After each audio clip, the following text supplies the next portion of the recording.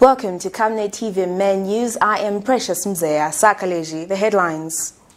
Nawakwi and HH square off on privatization. President Edgar Lungu launches the Citizen Entrepreneurship Development Program. TIZ accuses state of normalizing corruption. In international news, Tanzania approves 15 candidates for presidential elections. And in sports, former Chelsea striker Didier Drogba rejects for Ivory Coast Federation pause. Details coming through after this. Msika is here. We have you all covered with just 150 kwacha. You can advertise every day from 17 hours to 18 hours. For a 30-second ad, get the benefit of selling your products and services on Msika. For more details, call our marketing department on +260 953 995099 +260 962 444-726 or +260 971 177 467. Email us on info@camnettvafrica.com. Terms and conditions apply. Are you a filmmaker? Well, you are exactly what we're looking for. Camnet TV is calling on local filmmakers. For more details, you can visit our headquarters in Ibex Hill, next to Hilltop Hospital. Contact us on 0972 277467 or 0962 444 726. Camnet TV. Not just another channel.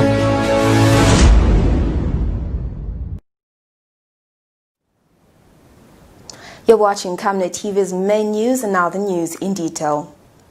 The political stage for Mansawombe parliamentary by-election is set following the successful filling in of nomination papers for the participation of political parties.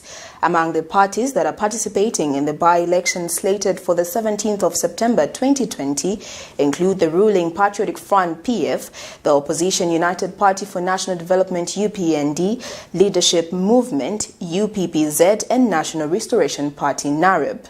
Speaking in separate interviews, all political parties are bubbling with confidence of scooping the seat which was previously held by PF's Rogers Mwelwa. Meanwhile, UPND Secretary General Stephen Katuka has urged the people of Mansawombe to support his party for true and visionary leadership.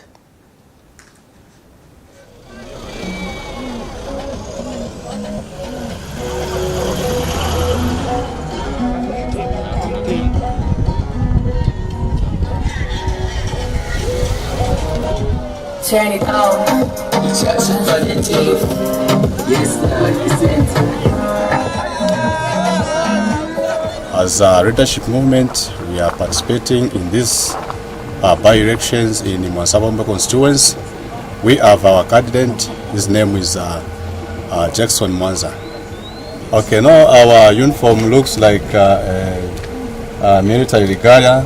No, it's not a military regalia, but it's a part of our uniform. That's the way we've designed our uniform.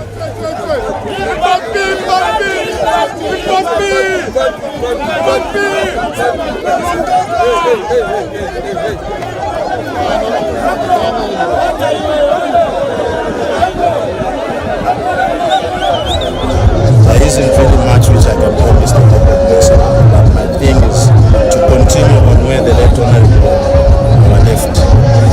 I'm sure Honorable has left the records in a place whereby he has his short-term and his long-term plans. So for the meantime, I'm going to dwell on the same programs which the late was working on. And after 2021, if at all, I'll be there. And that's when I can now commit to the people of my programs. So there's no competition, no. They are participants. So we are winning this election without doubt.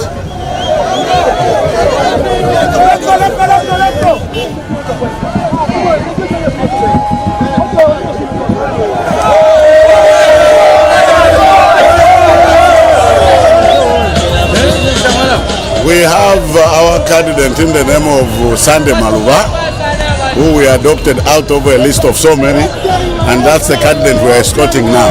It's our turn to go and file in and we are ready to go and file it.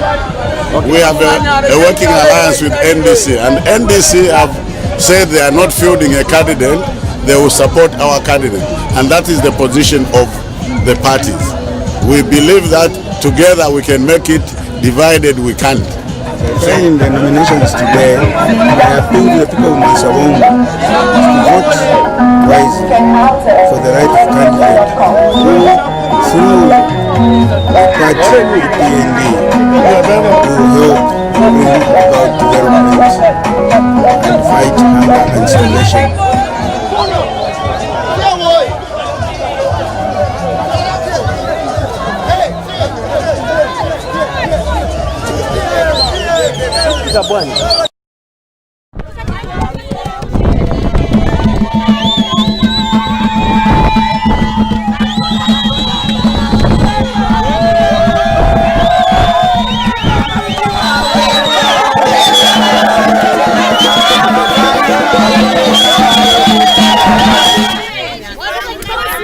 Thank you to the people of Mwansabombwe. The support that the people of Mwansabombwe have given us is something we should be thankful for. Mwebe na Mwansabombwe alana totela. Kabiri epashiri pa kuleka. Wantuna mulango kwebati. Nga mwamono omuntu unga mubombela. Uyo wine eo mwala konka. Na muchine ne nicho chine na munkonka na tokela.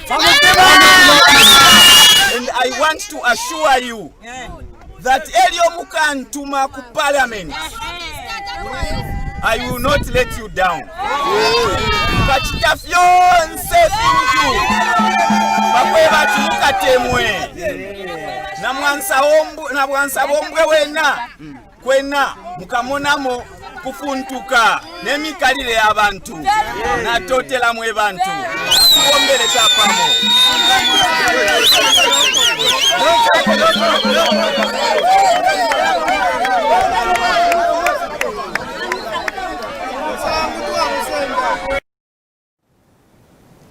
Meanwhile, Electoral Commissioner of Zambia, ECZ Commissioner Sikazwe, has implored stakeholders in both constituencies to ensure that the Lukasha parliamentary by-elections was conducted in a peaceful environment. Addressing stakeholders at Kasama Boys Secondary School before candidates filed in their nomination papers, Dr. Sikazwe told the stakeholders that elections were about ideas and not about fighting or violence among competing political parties. Dr. Sikazwe also urged the media to be professional in their reporting during the campaign period. She urged the media to cover all political parties fairly. Stakeholders who attended the meeting are the police, political parties, civil society, the media, and the Ministry of Health representatives. And the Southern African Center for the Constructive Resolution of Disputes, SACCOD Executive Director Boniface Chembe has made a strong call to all political parties taking part in the Lukasha and Mwansabombwe by-elections to ensure that they hold peaceful elections. In an interview with Camnet TV, Mr. Chembe says elections should not be a source of political violence, hence the need for politicians to adhere to the Electoral Code of Conduct. Mr. Chembe has meanwhile reminded the political parties to ensure that they campaign within the set health guidelines to avoid putting people's lives in danger in the wake of the COVID-19. Lukasha and Mwansabombwe will next month hold the by-elections on parliamentary level.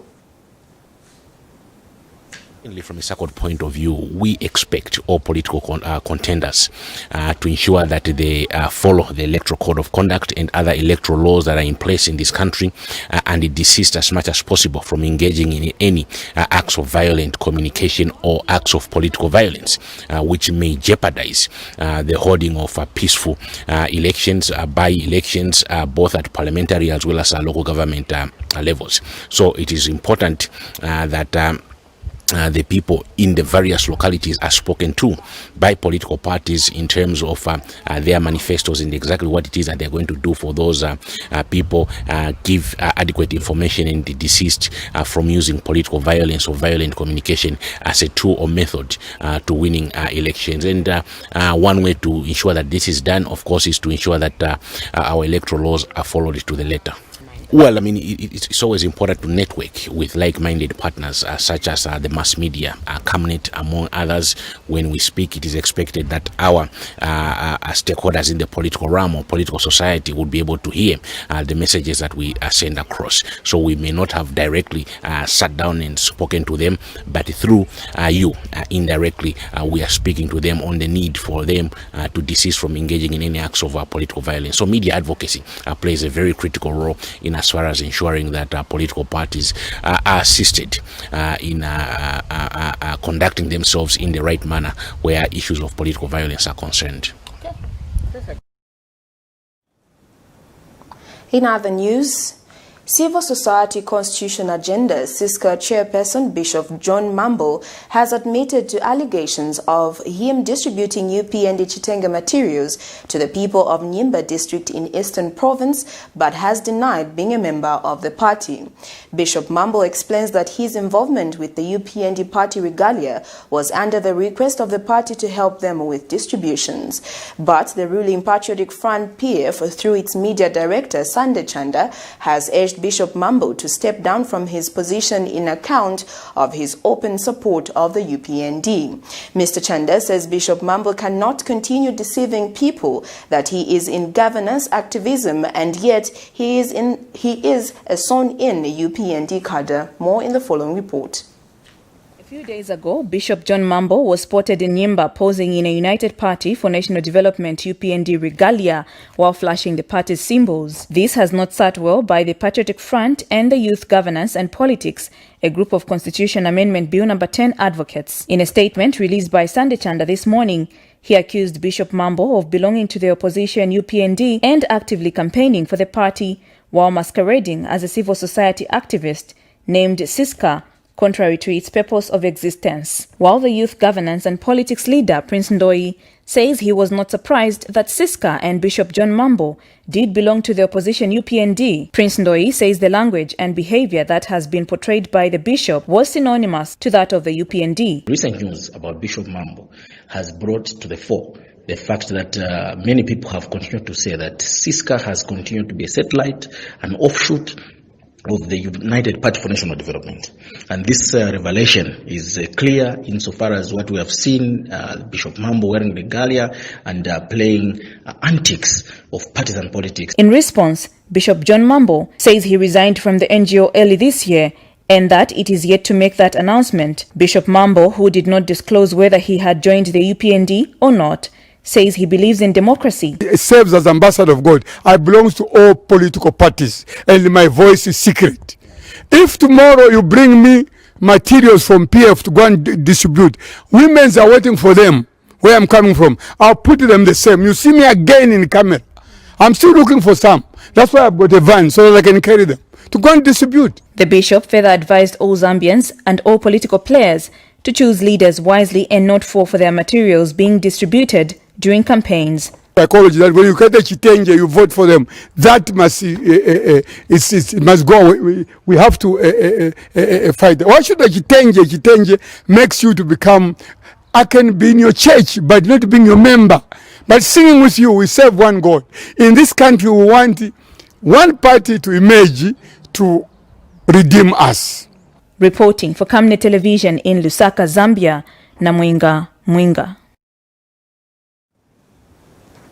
Transparency International Zambia TI's Executive Director Maurice Nyambe has accused the current political leadership of lacking the zeal of fighting corruption. Speaking when he featured on Camnet's breakfast show Thursday morning, Mr. Nyambe says those in power seem to embrace corruption, hence making it a normal culture.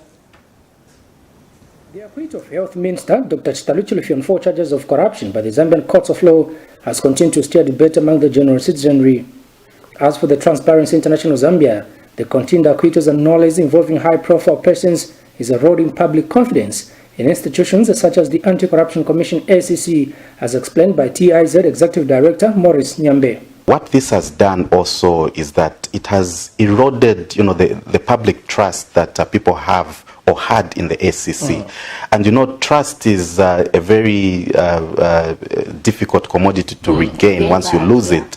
And so, what we have seen even with the case that we're talking about, it is not helping in terms of, building that confidence and building that trust that the public should have in a very important institution such as the ACC. So it makes it a lot more difficult for them to be able to, to do their work, for them to be able to fulfill their constitutionally mandated role. Mr. Nyambe also observes that those in the corridors of power seem to be normalizing corruption, which should not be the case. Corruption is an abnormal phenomenon, and I think I cannot stress this hard enough. We should never get to a point where we begin to make corruption seem normal. Okay, and I think the story that you've just narrated absolutely speaks to that. Also, the reckless statements, as I call them, that we have seen from senior government officials, where they try to normalize corruption. We need to begin to realize that corruption has serious effects and serious impacts on our economy and on many other aspects of our lives. He also notes with concern the lack of seriousness from those in power when it comes to fighting corruption. One of the biggest tragedies also that we have seen in this country when it comes to the fight against corruption is that there's a lot of verbal commitment that we've seen. Okay, so we've had a lot of statements from senior government officials. I'm not afraid to say right from the top. We've seen a lot of commitments that have been made, or we've heard a lot of commitments. But the problem, and the biggest problem that we have seen, is that these commitments only end at the verbal level, so to speak. They never do get actualized in terms of actually putting in place real measures, putting in place practical measures that are going to address issues of corruption. Mr. Nyambe calls for serious leadership in the fight against corruption. First thing is that you need committed and dedicated leadership at all levels, okay? And we are talking leadership that is going to be value-based as well, leadership that is going to live the values that they profess. So not just profess the values, but actually live those values. When you hear a minister making fun of, the children of the former president, that, the reason why they are, talking like this is because they never took advantage of their father being president in order to make money. You start to wonder and say, what values are we trying to promote here? And remember, we are a Christian nation and we're supposed to be guided by Christian values. So if you see a statement like that, a statement which points to somebody who really does not even have empathy for the difficulties that Zambians are grappling with now, the economic challenges that we're having to grapple with, it sort of makes you wonder and say, do we really have value-based leadership in this country? And I think it's important for us to get that right. We need dedicated political will and commitment to be able to fight corruption. The TIZ Executive Director said this when he appeared on Camnet TV's breakfast show Thursday morning. Kalan Muchima reporting for Camnet TV News.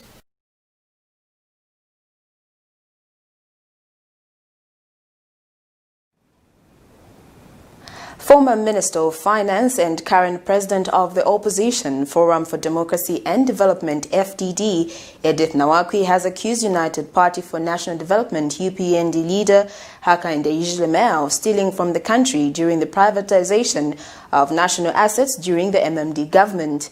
Speaking when she appeared on Hot FM's breakfast show Thursday morning, Ms. Nawakwi told the nation that Mr. Hichilema's wealth is ill-gotten as he stole from the state. But Mr. Hichilema has challenged Ms. Nawakwi to furnish the nation with any evidence to support her claims. Mr. Hichilema has further asked Ms. Nawakwi to take him to court for prosecution if she believes in her statements. Verbal attacks were on the 27th of August heard on Lusaka-based radio station Hot FM, where Zambia's former Minister of Finance and leader of the Forum for Democracy and Development FDD Party President Edith Nawakwi accused United Party for National Development UPND President Hakainde Hichilema of being ruthless and full of greed for participating in the privatization of assets in the country. According to Edith Nawakwi, HH benefited from the privatization of assets as a consultant and ended up owning many assets, such as obtaining the house belonging to Lima Bank situated on Several Road, Kablonga, and Lima Bank that Mr. Hichilema was privatizing. The question I ask you today is very clear. I am saying he got the house in Several Road without declaring that he was doing a misdemeanor. Now, if he hasn't been arrested by the law, he hasn't been visited, well, he should continue to say that he's Mwarikwis. Now, you can't say, I have stolen because the owners are sleeping and go boasting around. I think that's totally unacceptable. Can he actually tell us the bid price for the house in Seboro, how much he paid, and why they as Grand Tonton, who were the receivers, ended up sharing the houses amongst themselves? Those are issues. So when you say he wasn't visited, because in this country the only corrupt people are those in government.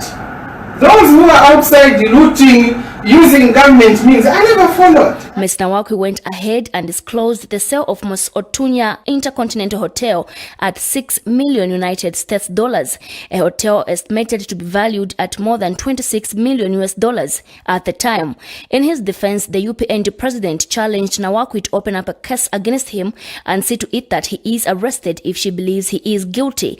Mr. Hichilema said this when he phoned in live on the show to challenge Nawakwi. Engineer the police Kampyongo to give me a police call out to someone to start the process to arrest me or indeed to take me to court that HH saw the mine. I'll be very, very interested to follow this process, maybe to settle the matter once and for all. What I did was, Zach, to be invited to value, to provide a market value, amongst other things, for certain businesses, not a mine. And when we did that, we as lawyers were asked to draw sell and purchase agreements. Ours would have been to do evaluation, other business valuation, ours would have been to assess the state of the financial position of the company. Patriotic Front member Tabo Kawana has advised politicians to focus more on developing the economy than fight about who privatized what. Mr. Kawana told Camnet TV he is tired of hearing about the privatization story, which he believes does not benefit both parties. For us, the story of privatization, of who did what, who got what, these stories, we are tired of them. As a country, we are faced with a bleeding economy. And we feel that we need as a people to pull our resources together, to pull our brains together to see how we can fix this economy and see how we can move forward. Tabo Kawana is not the only Zambian fed up with this story. HH also seems just tired with talking about this issue of selling mines. You don't have 5 quarter diesel, you blame HH. You are doing a transaction on Lower Zambezi National Park. And you wake up and say, no, HH sold the Lower Zambezi National Park.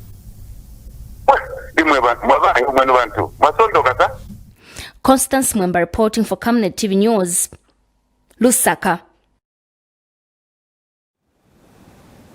In other news, Zambia National Public Health Institute Director General Victor Mukonka has charged that COVID-19 is life-threatening disease owing to the fact that many people are still getting infected. Prof. Mukonka says many people have lost their lives and income streams due to COVID-19, but that there is need to ensure that in the quest to make ends meet, they observe the set health guidelines.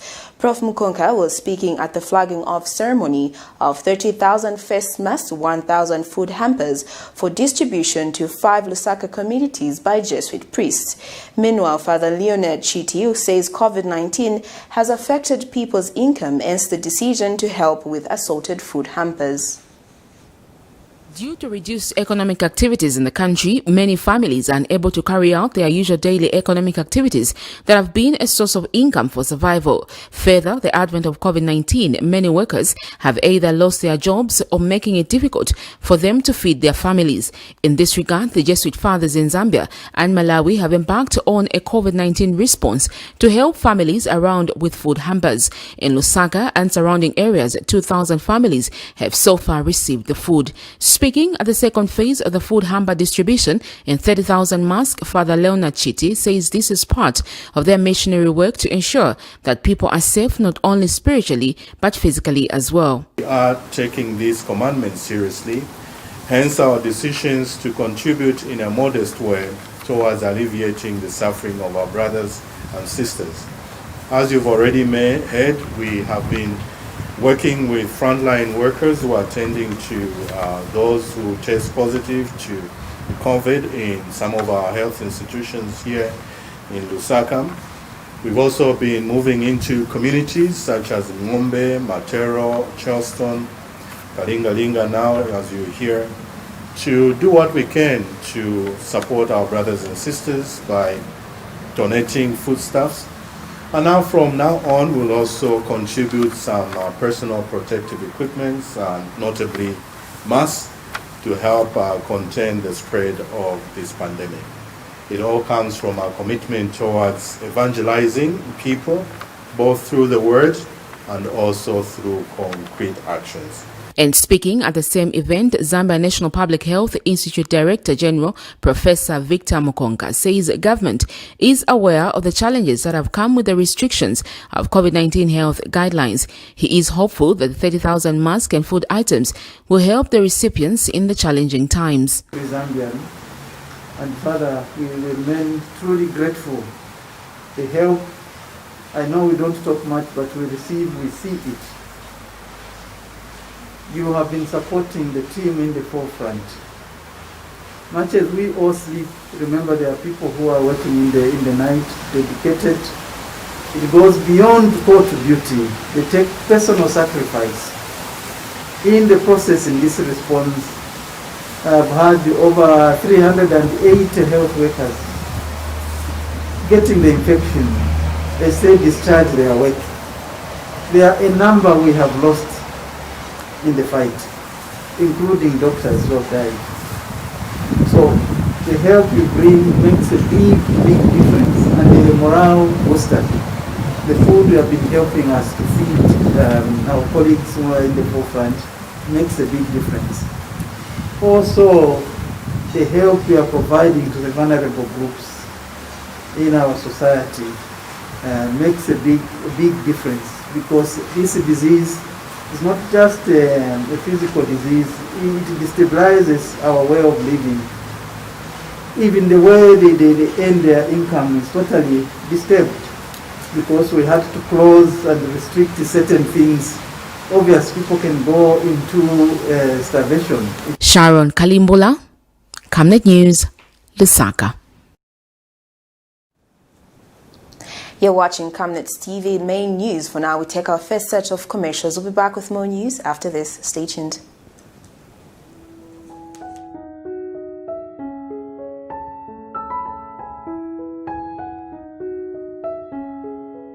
I have used Oracle Pure Glycerin for 2 years now. It has really worked for me. It has cleared all the black spots on my face. It has restored my skin beauty. It also smoothens the skin. Try Oracle Pure Glycerin for perfect skin. If it's not Oracle Glycerin, then it's not pure glycerin.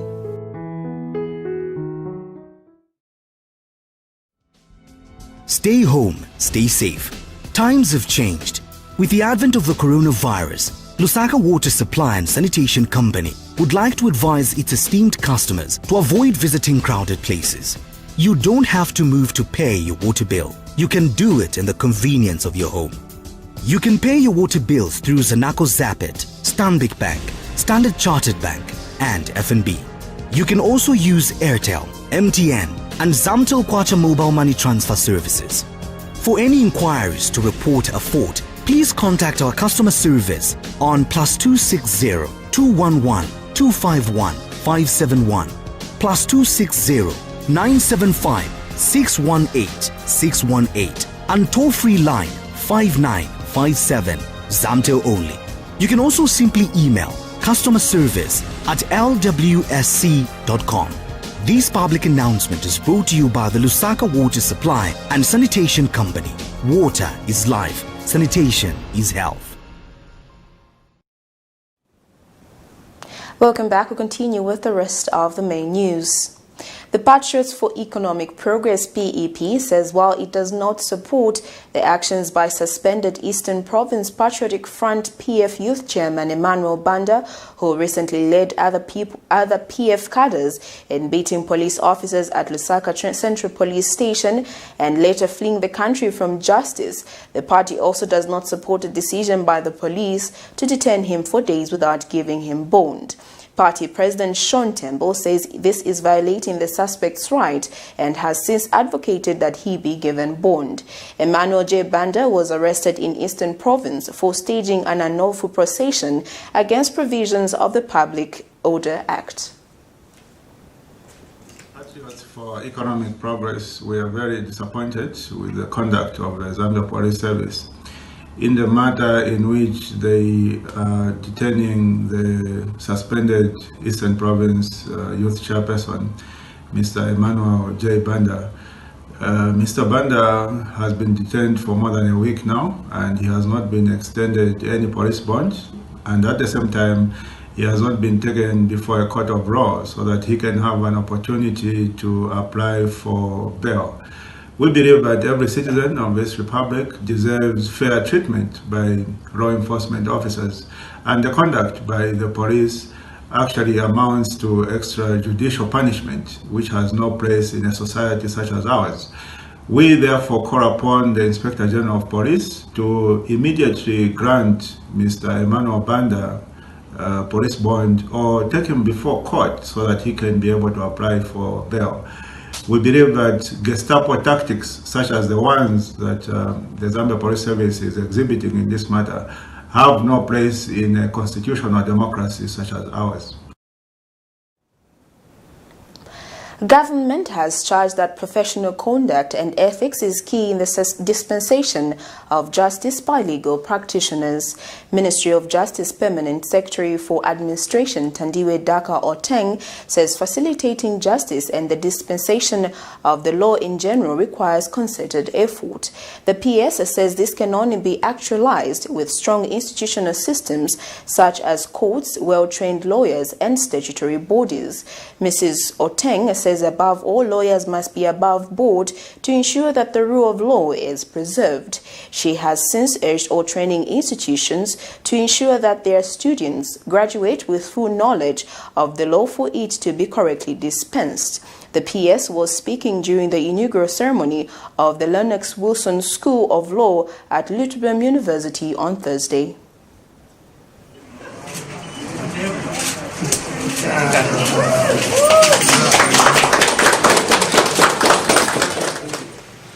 The Ministry of Justice is endowed with the responsibility of facilitating the administration of justice and promoting the rule of law throughout the country. This role can only be effectively achieved by ensuring that we have in place what I would call strong support institutions, which include the courts and statutory bodies that are imbued with the responsibility of ensuring that justice prevails and the rule of law is magnified. This mammoth task requires the contribution of all citizens and professionals. Key amongst these is the lawyers. It is extremely important that lawyers are given a strong foundation in terms of understanding who they are, the role they play in society, and the fundamentals of substantive law. In addition to these values, professional conduct and ethics must be at the forefront. It is key that the individuals that become officers of the court and a part of the public service, for instance, that strive to implement justice have at the core of their being the value of integrity. They must be above board in all that they do and all that they say. Likewise, the institutions that offer training in this area must ensure their students are provided with exceptional services for uncompromised standard in order to supplement the efforts of government. And the UTBM University is no exception.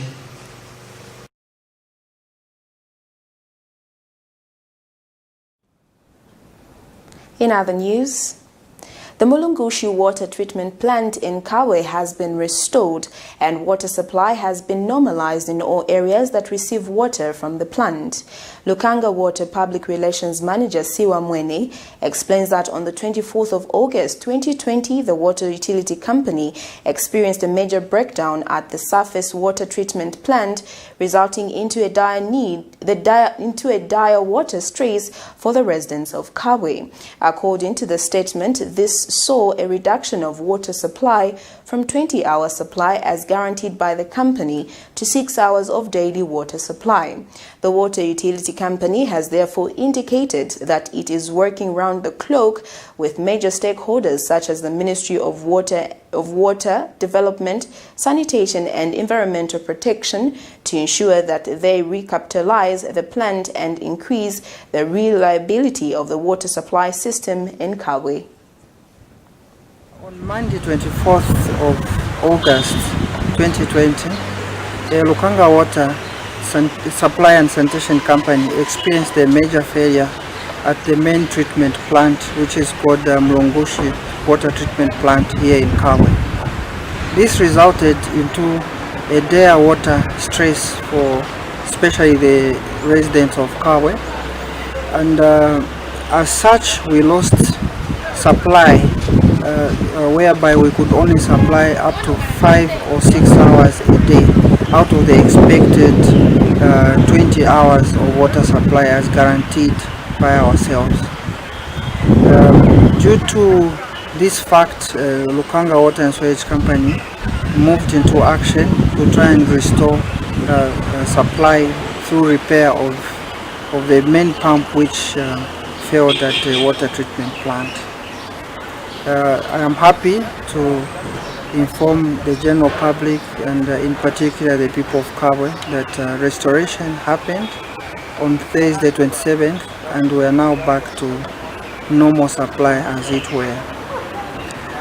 We also want to inform the public that we have been facing some unreliability in terms of the water treatment plant. The main equipment is old and dilapidated, and we are working around the clock with the major stakeholders, the Ministry of Water Development, Sanitation and Environmental Protection, to ensure that we recapitalize the plant and increase the reliability of the water supply system here in Kawe. Zambia has in the last 24 hours recorded 225 new positive cases of COVID-19 out of 1,400 tests done. The country has not recorded any deaths, while 147 patients have recovered. Minister of Health Permanent Secretary for Administration Kakulubelwa Mulalelo has assured the members of the general public that government is doing everything in its power to contain the disease. Last 24 hours, Zambia has recorded 225 new cases of COVID-19 out of 1,400 tests conducted. This brings the cumulative number of COVID-19 cases in the country to 11,601 cases. The 225 cases are from 13 districts as follows. Lusaka Province has in Lusaka District 155, whilst in Chongwe District 1 case. In Muchinga Province, we have 20 from Chinsali and 8 from Pika. In Southern Province, we have 13 from Mazabuka, 8 from Chikankata, 7 from Monze, 5 from Kalomo, 3 from Choma, 1 from Kazungula, and 1 from Zimba. In Eastern Province, we have 2 new cases in Chipata, and on the Copper Belt, we have 1 new case from Ndola. Currently, there are 48 patients that are admitted to Lusaka's Levi Mwanawasa COVID-19 isolation facility, and of these, 26 are on oxygen therapy, whilst 8 are under intensive care and 1 is on the ventilator. Outside Lusaka, there are 32 patients admitted to our isolation facilities, with 10 on oxygen therapy. The accumulated number of deaths linked with COVID-19 remains at 282, all of which have been classified as follows: 91 deaths due to COVID-19 and 191 deaths associated with COVID-19. 147 patients have been discharged today, bringing the cumulative number of recoveries to 10,840.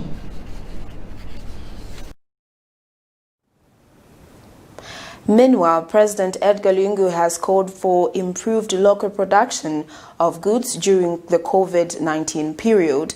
The head of state is filled with grief that large and small businesses have been adversely affected by the disease, hence calling on Zambians to take advantage of this period to be innovative in implementing local strategies that will enhance economic productive.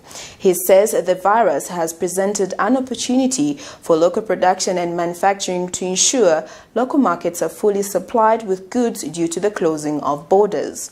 The president has therefore called for Zambians to see COVID-19 as an opportunity to learn to sustain themselves. President Edgar Lungu said this when he launched the Citizens Entrepreneurship Development Program, an initiative by the Economics Association of Zambia, ECZ, in partnership with Africa Green Resource and White Dove Resource in Nchelenge District, Popular Province, Thursday. The initiative aims at creating wealth through the promotion of entrepreneurship and will create over 1.2 million entrepreneurs over a period of 3 years. More in the following report.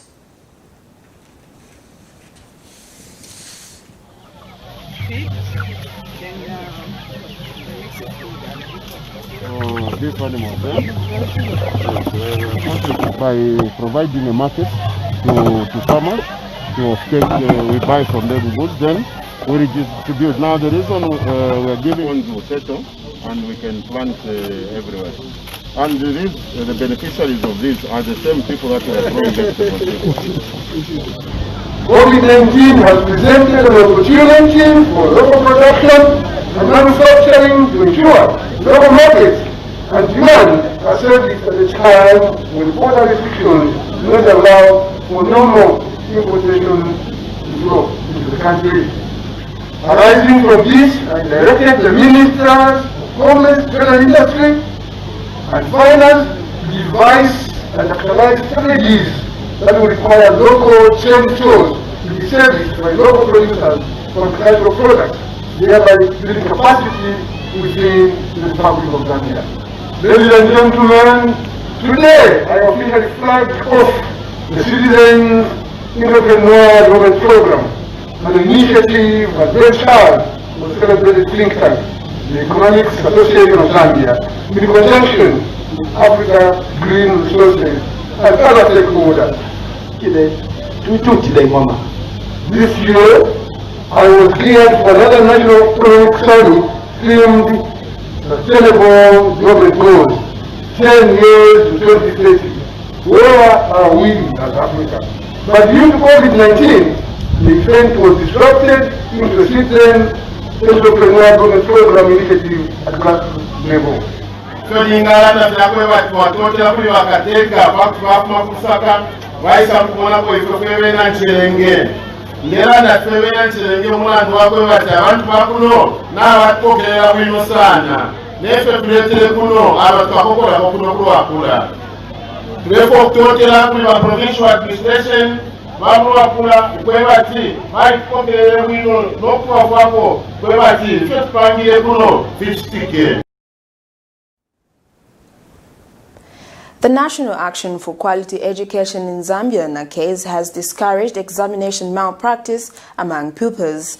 NACAES Executive Director Aaron Chansa says in curbing this problem, all NACAES members across the country are on high alert and ready to pounce on all the would-be perpetrators involved in the vice. More in the following report. The grade 9 external candidates and grade 12 GC candidates will be writing their exams, final exams next week. We want to sternly warn those that are planning to engage themselves in exam leakages. Our members across the country are on high alert. We are going to pounce on any criminal who is going to be found wanting. We are going to do this because we want to defend the integrity of our exams, the credibility of our certificates, and also the image of our education. And in this vein, we would want to implore the ECZ, the Examinations Council of Zambia, to be on high alert, ZICTA, and also the police to be on top of their game during this period. And those that are going to be found wanting must be brought to book. We also want to challenge the ECZ to update the nation on what has happened to the case of Kalulushi, where one man was arrested because of advertising leakages. We want to know where this man got the papers so that we can deal with the culprits. Otherwise, we are going to be on alert.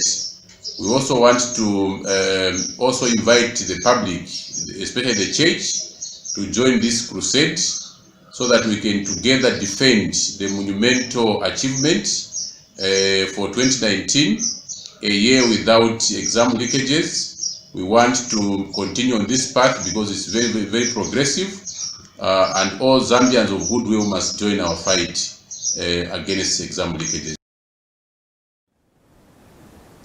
You're watching Camnet TV main news. Still to come is international and sports news. For now, we'll take a break.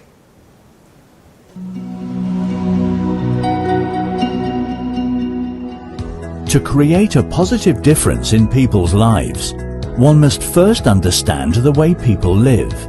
At Savenda, we're here for our community, our partners, and our future, as a nation and as a continent. Back in 1997, we decided we were going to create this family journey into a bigger opportunity, and created a business called Savenda, which meant save nations to develop Africa. It's always important to give back to the people. The government cannot do everything, but as business entities, we'll be able to reach a lot of people. From our humble beginnings in the telecoms and mining sectors to our work in energy and development projects, we know how important it is to be true to our roots. Our services have to be diversified so that we don't depend on one income stream.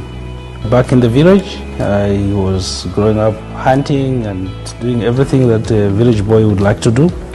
When you're hunting, you don't depend on one trap, for example. You have to have many traps. So those survival skills brought into the business created opportunities that we learned from a young age that you can't survive with just one product. Savenda Group involves Savenda Management, which is a consulting, Savenda Express, which is a corporate branding company, Savenda Electric, which is a manufacturer of energy-saving bulbs, Savenda General Insurance, which is a general insurance company, Savenda Fresh Produce, Cyber Africa, which is a center for just dealing with cyber security. Now, Savenda is combining local knowledge with international expertise.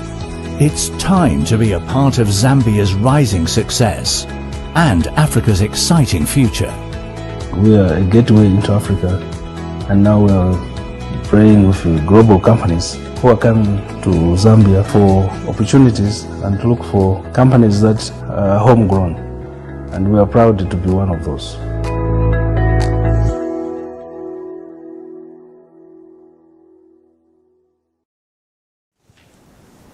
Welcome back, and now in international news.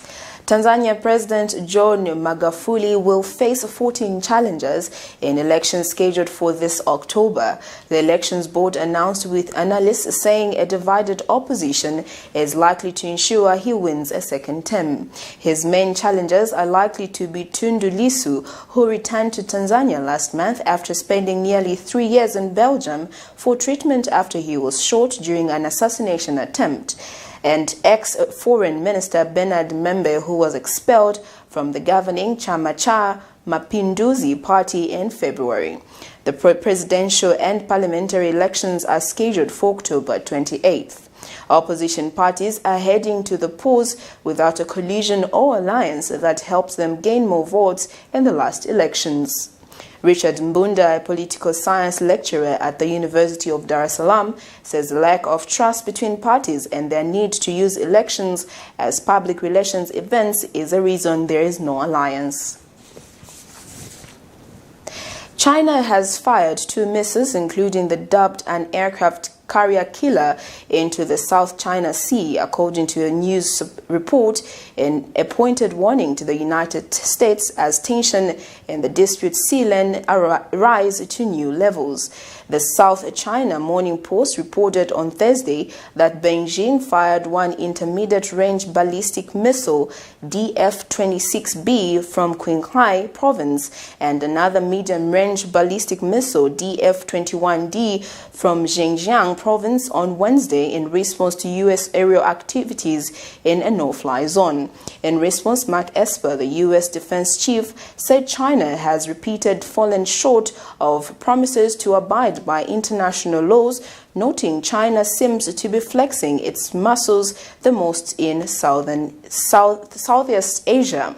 The 2 missiles were reported fired in the direction of the area between Hainan province and the dispute Peaceful Island, the Hong Kong-based publication added, quoting an unnamed source.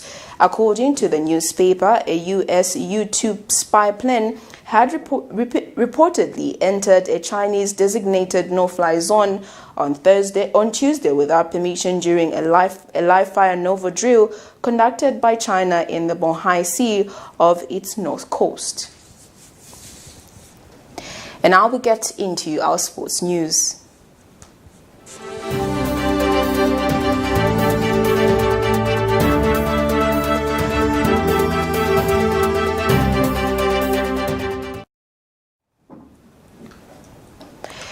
Didier Drogba has been told he is not eligible to stand in upcoming elections to be the next president of the Ivory Coast Football Federation, FIF.